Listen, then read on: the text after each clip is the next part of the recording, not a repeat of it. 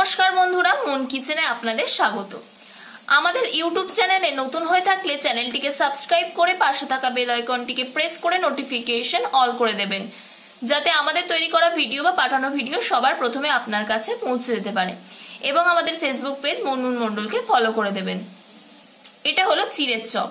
খেতে কিন্তু দুর্দান্ত লাগে। আপনারা চপও বলতে পারেন, আবার কাটলেটও বলতে পারেন, যা বলবেন বলতেই পারেন, কিন্তু এর স্বাদ অতুলনীয়।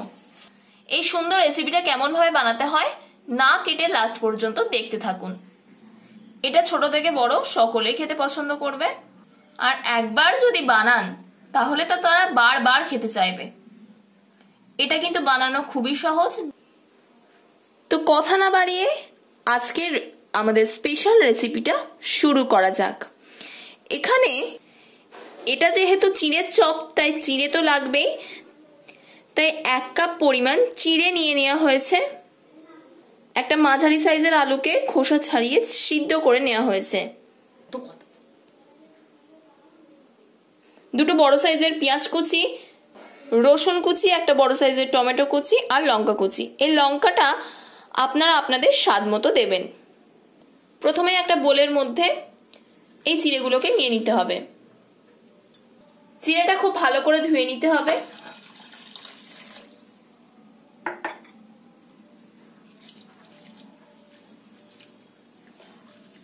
এমন ভাবেই 2-3 বার ধুয়ে নিতে হবে। এটা কিন্তু 3 বার মতো জল পাল্টে ধুয়ে নেওয়া হয়েছে। এতে দিয়ে দিতে হবে 2 চামচ পরিমাণ টক দই। দইটাকে ভালো করে চিড়ের সাথে মিশিয়ে নিতে হবে। এই টক দইটা আপনারা স্কিপ করতে পারেন, কিন্তু টক দই দিলে একটু বেশি ভালোই খেতে হয়। টক দই কিন্তু মেশানো হয়ে গেছে। এবার এটাকে ঢাকা দিয়ে 10 মিনিটের জন্য রেখে দিতে হবে। আলুটাকে এবার একটা কুড়নির সাহায্যে কুড়ে নিতে হবে। এটা কিন্তু মাখাও যায়, কিন্তু মাখলে আলুর মধ্যে শক্ত শক্ত জিনিস থেকে যায়, আর এইভাবে কুড়ে নিলে আর সেই শক্ত জিনিসটা থাকে না। কুড়ে নিয়েছি বলে একটা মাখো মাখো ব্যাপার এসছে। দেখুন, একটা ফ্রাই প্যানকে গরম হতে বসিয়ে দেওয়া হয়েছিল। এটা গরমও হয়ে গেছে। এর মধ্যে দিয়ে দিতে হবে সাদা তেল।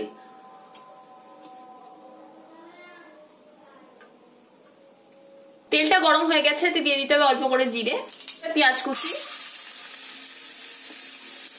দিয়ে দিতে হবে রসুন কুচি,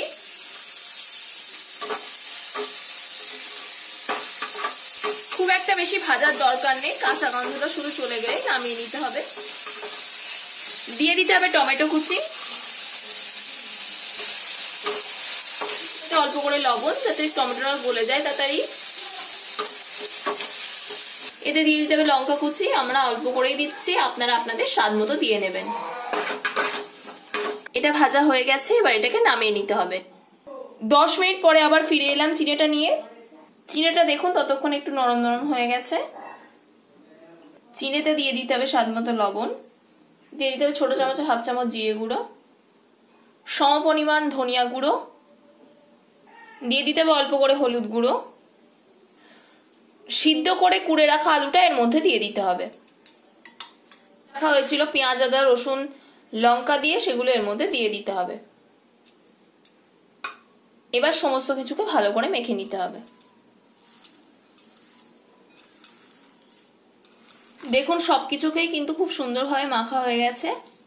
হাতে একটু সাদা তেল মাখিয়ে নেওয়া হচ্ছে, যাতে এটা সেপ দেওয়ার সময় হাতে জড়িয়ে না যায়।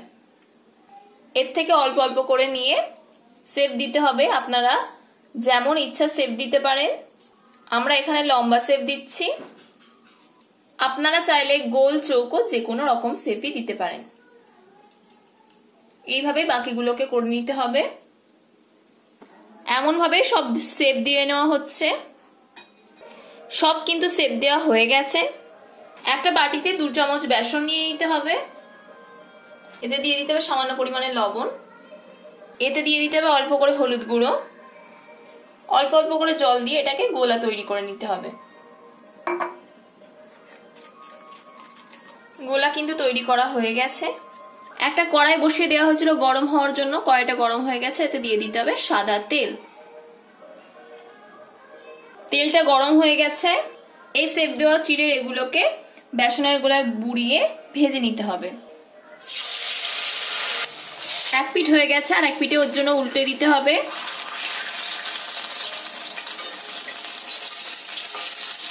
এগুলো কিন্তু ভাজা হয়ে গেছে, এবার এগুলোকে তুলে নিতে হবে।